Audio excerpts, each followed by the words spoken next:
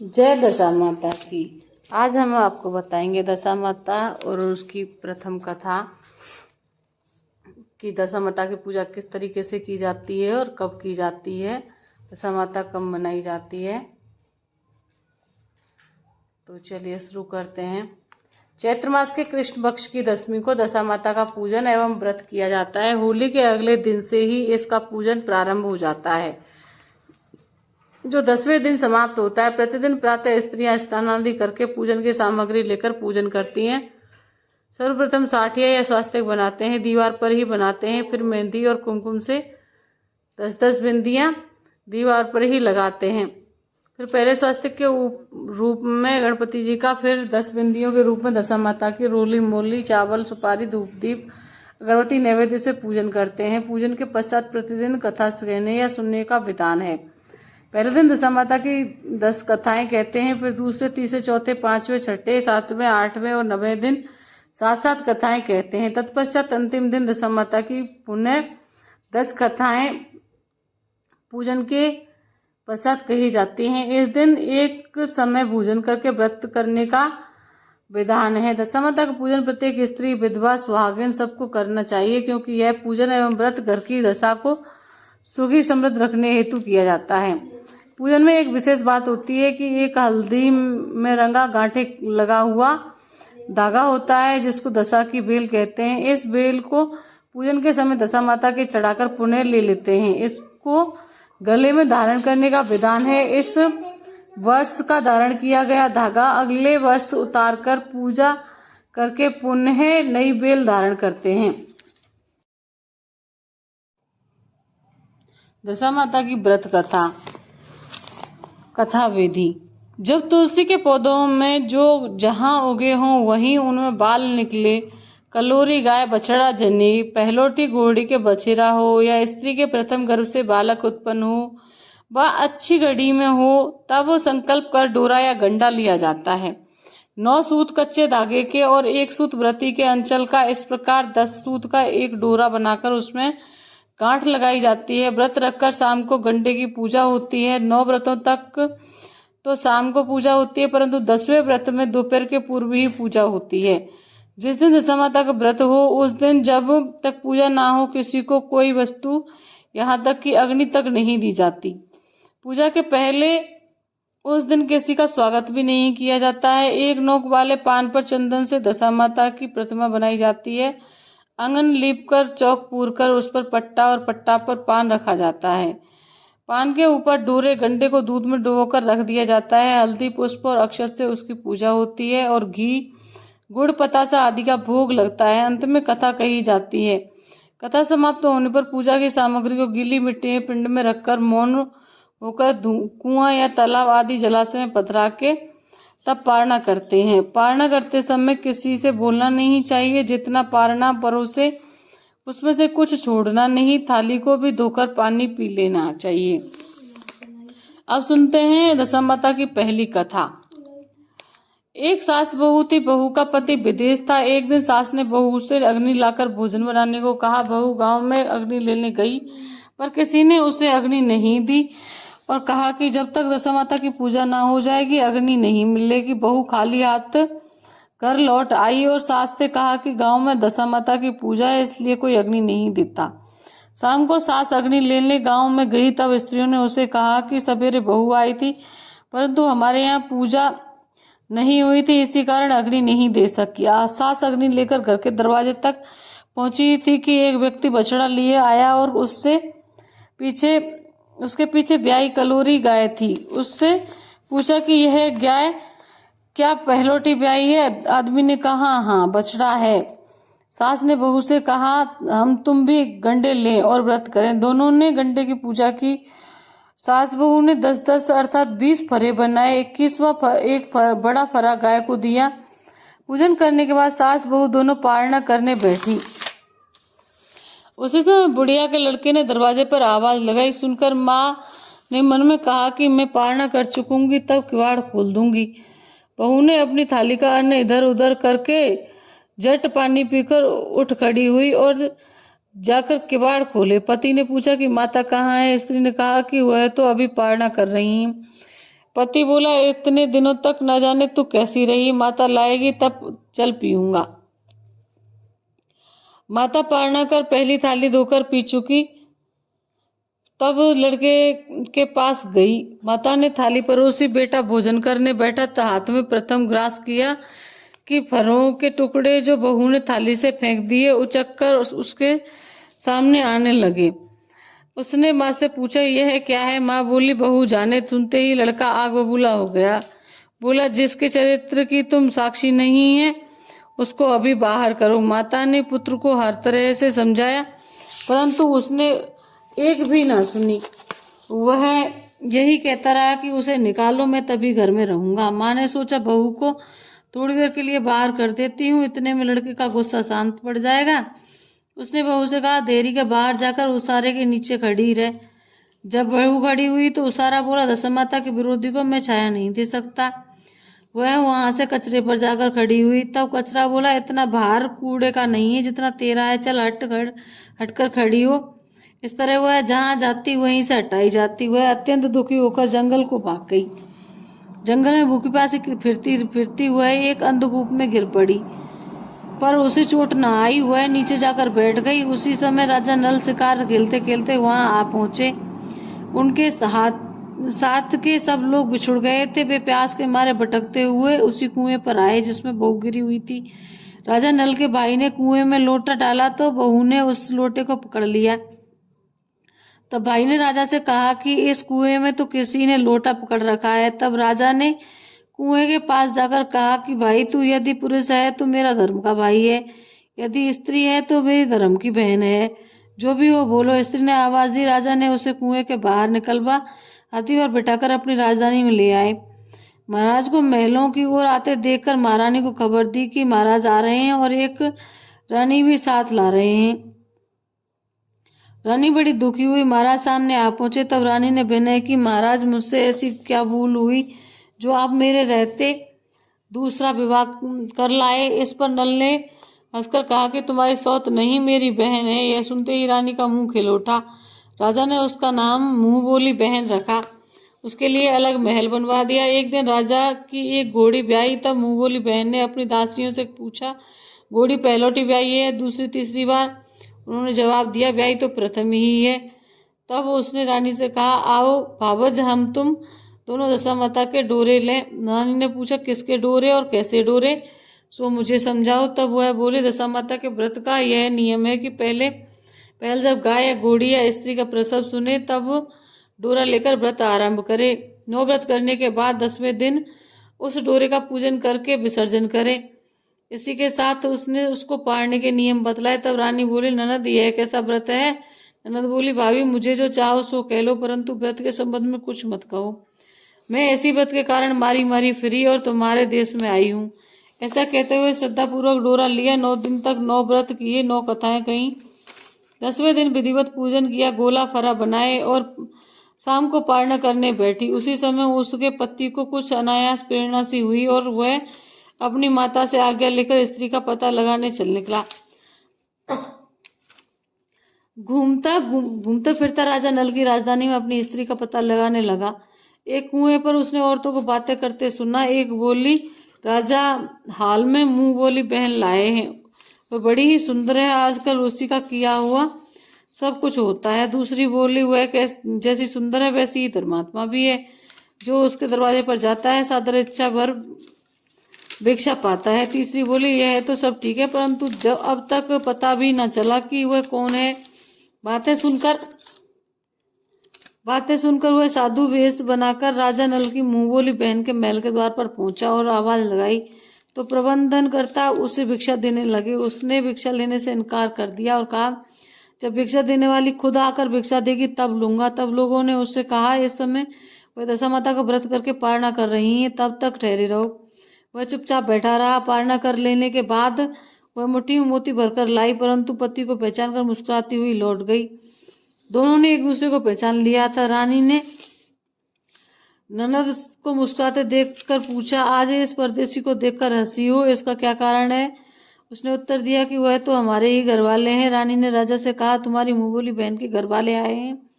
राजा ने कहा, उनसे कह दिया जाए कि घर जाकर वहां से अपनी हैसियत से आए, तब मैं बहन की विदाई करूंगा। वह वापस चला गया। उसने माता से कहा, तुम्हारी बहू आज नल के यहाँ उसकी बहन होकर रहती है, नियम धर्म से दिन बिताती है। तब माता ने आज्ञा दी कि तुम उसे ले आओ। वह डोली का हार आदि के साथ फिर से राजा नल के नगर में गया। राजा ने समधी की हैसियत से उसका स्वागत किया और कुछ ही दिन मेहमानी में रखकर विधि पूर्वक बहन की विदाई की। जब वह महल के बाहर निकलकर चलने लगी, तब महल भी उसके पीछे पीछे चलने लगा। रानी बोली, नरद जी तुम चली और मेरा महल भी ले चली, जरा लौटकर पीछे की ओर देखती जाओ। उसने देखा कि राजा का संपूर्ण राजसी वैभव लुप्त हो गया है। वह स्त्री तो अपने पति के साथ जाकर आनंद से रहने लगी, परंतु राजा नल का यह हाल हो गया कि वे दोनों कमली कंथरी उड़े फिरने लगे। तब राजा नल बोले, रानी जहाँ राज किया वहाँ इस दशा में नहीं रहा जाता है, इसलिए यहाँ से जाना ही उचित है। रानी पतिव्रता थी। राजा रानी दोनों महल से निकल चल दिए। चलते चलते एक गांव के पास पहुंचे। वहां बेर के वृक्षों में अच्छे अच्छे बेर लगे हुए थे। राजा रानी दोनों भूखे थे। वे बेर बीनने लगे, परंतु बेर लोहे के होते जाते थे। इसी तरह से राजा व रानी जो वस्तु हाथ से छूते थे वहीं कंकड़ पत्थर इत्यादि होता गया। राजा रानी आगे बढ़े। रास्ते में उन्हें एक बनिया मिला। उसने राजा नल को पहचान कर राजा रानी को आटा दिया। वे आटा लेकर एक नदी के किनारे गए। वहां रानी भोजन पकाने लगी और राजा स्नान करने लगा। रानी ने रोटियां सेक कर रखी। जब राजा आए और भोजन करने बैठे, तब रोटियां ईंट हो गई। राजा रानी वहां से चलकर अपनी मुंह बोली बहन के यहाँ गए। बहन ने सुना कि उसके भाई भौजाई आए हैं।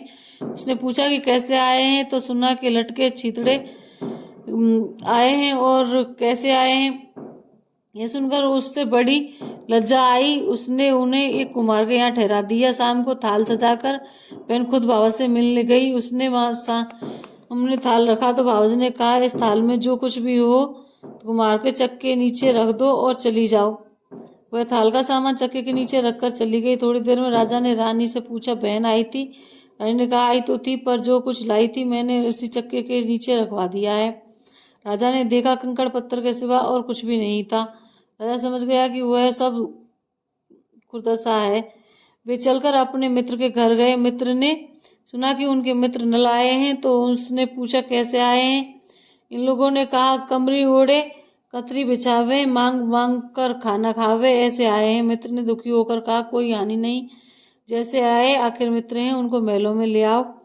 मित्र ने बड़े आदर भाव से उनका स्वागत किया, भोजन कराया और एक कमरे में उनके सोने के लिए पलंग बिछवा दिया। उस कमरे में खूंटी पर 9 लखा हार टंगा हुआ था। आधी रात के समय राजा सो गए थे। रानी ने देखा कि हार वाली खूंटी के पास वाली दीवार में एक मोर का चित्र बना है। वह हार को धीरे धीरे निगल रहा है। रानी ने राजा को जगाकर यह दृश्य दिखाया। तब राजा ने कहा, यहाँ से भी चुपचाप भाग चलना चाहिए, नहीं तो सवेरे चोरी का कलंक लगेगा। राजा रानी दोनों रात को उठकर भाग चले और एक अन्य राजा की राजधानी पहुंचे। वहां सदाव्रत दिया जाता था। राजा रानी भी गए। उस समय सदाव्रत बंद हो चुका था। वहां के अधिकारियों ने कहा कि वह लोग न जाने कहां से अभागे आए हैं, मुट्ठी मुट्ठी चने दे दो। इस प्रकार अनादर और कुवाच्य सहित दान लेना अस्वीकार करते हुए राजा रानी बोले कि ऐसी कंजूसी है तो सदाव्रत देने का नाम क्यों करते हैं। इस पर दानाध्यक्ष ने कहा, राजा को कंजूस कहते हैं, इनको हवालात में बंद कर दो। इस तरह राजा रानी दोनों को कोठरी में बंद कर दिया। जिस कोठरी में राजा रानी कैद थे उसी के सामने से आम रास्ता था। एक मेहतरानी राजा की कुड़साल को पार हो उसी रास्ते से निकला करती थी। एक दिन वह बहुत देर से निकली। तब राजा रानी ने उससे पूछा कि आज तुमने इतनी देर कहाँ लगाई? वह बोली, आज राजा की घोड़ी पहली बार ब्याही है। रानी ने पूछा, क्या बछेरा हुआ है या बछरी? उसने जवाब दिया, बछेरा हुआ और अच्छी साहित्य में हुआ।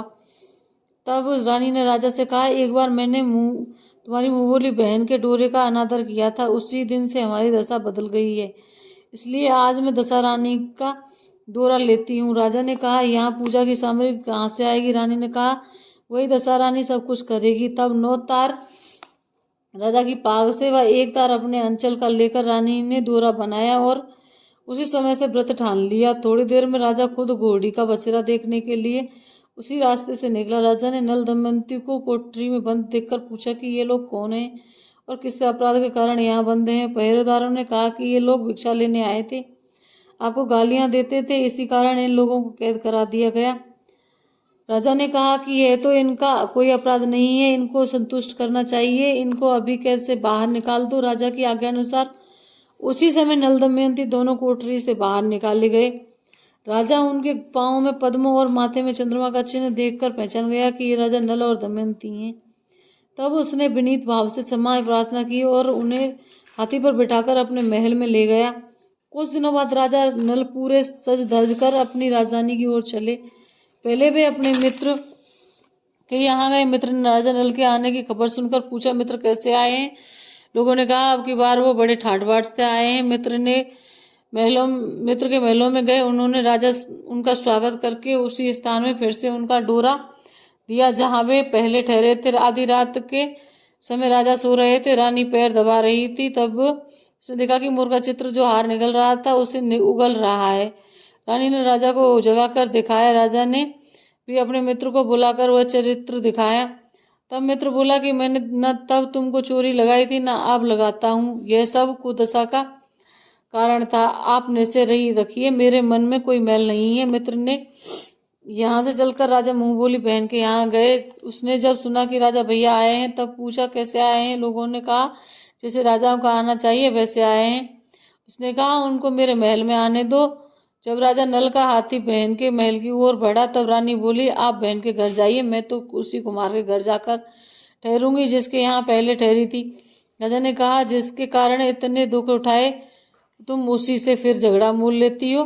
रानी न मानी, वह कुमार के यहाँ ठहरी। राजा बहन के घर गए। शाम को ननद बाबज के लिए थाल लगाकर लाई और बाबज के सामने रख दिया। तब बाबज सोने चांदी के गहने उतार कर रखने लगी और कहने लगी, खाओ रे मेरे सोने रूपे के गहनों, खाओ, हम नंगे भूखे क्या खाएंगे? यह देखकर नंद बोली, मुझसे जो कुछ हो सका सो तब भी लाई थी, वही अब भी लाई हूँ। सचमुच चक्का उठाकर देखा तो उसके नीचे मणि माणिका का ढेर लगा था। रानी देखकर स्तब्ध रह गई। वह बोली, नंद तुम्हारा कोई दोष नहीं है, यह सब मेरी कुदशा का ही कारण था। रानी ने नंद का लाया हुआ सब सामान वह कुछ अपनी तरफ से भी दिया, परंतु पूजा का न्योता न दिया। वहां से आगे चले। नदी के तट पर पहुंचे तो वहीं पड़ गया। राजा का रसोबड़ा चिताया गया। जब भोजन तैयार हो गया, राजा भोजन करने बैठे। उस समय वे रोटियां जो ईंटें हो गई थी फिर से रोटियां हो गई। तो राजा ने पूछा कि यह सब क्या हो तू कह? रानी बोली कि ये वही रोटियां हैं जो उस दिन अपने काम में ना आई थी। मैं यदि आपसे कहती कि रोटियां ईंट हो गई तो आप न मानते। अब वहां से सेना सहित राजा व रानी आगे बढ़े। जब राजा नल की फौज अपनी राजधानी के पास पहुंची तब सबको अपने राजा को पहचान कर बड़ा आनंद हुआ। वे उन्हें महलों में ले चले। राजा रानी ने महलों में प्रवेश करके तुरंत ही दशा माता की पूजा का प्रबंध किया और सौभाग्यवती स्त्रियों को आमंत्रित किया। भोग के लिए सब तरह के पकवान बनाए गए। आटे की बटी हुई 10 बत्तियां, 10 गुड़िया शक्कर की गुजिया और 10-10 अठवाइयां सुहागिनों के आंचल में डाली गई। सुहागिनों का श्रृंगार आदि करके दशा रानी की पूजा आरंभ हुई। कलश स्थापित होकर दिया जलाया गया तो बत्ती ही न जली। तब पंडितों ने विचार करके कहा कि यदि कोई न्योता आने वाला न्योते से रह गया हो तो स्मरण किया जाए, उसके आ जाने पर दीपक जल जाएगा। रानी ने कहा कि मैंने तो सभी को न्योता दिलवा दिया है, सिर्फ मुंह बोली बहन को न्योता नहीं दिया है। राजा ने द्रुतगामी रथ भेजकर मुंह बोली बहन को बुलवा लिया। सुहागिनों को भोजन कराकर विदा किया गया। उसी समय राजा ने राज में हुक्म जारी किया कि अब से मेरी प्रजा के लोग दशा माता का व्रत किया करें। भगवती दशा के राजा नल के कष्ट दूर किए, वैसे सबके दिन सुधारे, सबकी दशा सुधारे। हे दशा माता, सबके लिए अच्छी आना, सब पे अपनी कृपा करना। आपकी कहानी सुनने वाला, सुनाने वाला, कहने वाला, सब पर अपनी कृपा करना, सबकी दशा सुधारना। ये दशा माता की पहली कथा थी। हम दशा माता की और भी कथाएं आपके लिए लेकर के आएंगे और भी सभी पूजा पाठ से, व्रत से जुड़ी हुई सभी विधियां और उनकी कथाएं हम आपके लिए लेकर के आएंगे। इसके लिए हमारे चैनल को सब्सक्राइब जरूर करें और हमारे चैनल को ज़्यादा से ज़्यादा सब्सक्राइब करें, शेयर करें और देखें और हमारे इसी तरीके की सभी कहानियों के लिए आप हमारे चैनल को ज़्यादा से ज़्यादा फैलाए हैं। सबके ऊपर दशा माता की कृपा हो, सभी देवी देवताओं की कृपा सबके ऊपर हो, सबकी दशा सुधरे, सबका भला हो। ऐसी ही मनोकामनाओं के साथ हम आपके लिए और भी बहुत सारे वीडियोस लाते रहेंगे। उसके लिए हमारे चैनल को सब्सक्राइब ज़रूर करें और हमारे वीडियोस को ज़्यादा से ज़्यादा शेयर करें। इस तरीके की अच्छी अच्छी कहानियाँ, सभी व्रतों से जुड़ी हुई कहानियाँ हम आपके लिए लाते रहेंगे। आप हमारे चैनल ज्ञान की बातें विद मी को ज़रूर से सब्सक्राइब करें। दशा माता आप सबके लिए अच्छी आए, सबके लिए भली आए, सब पर अपनी कृपा करे, सबकी दशा सुधार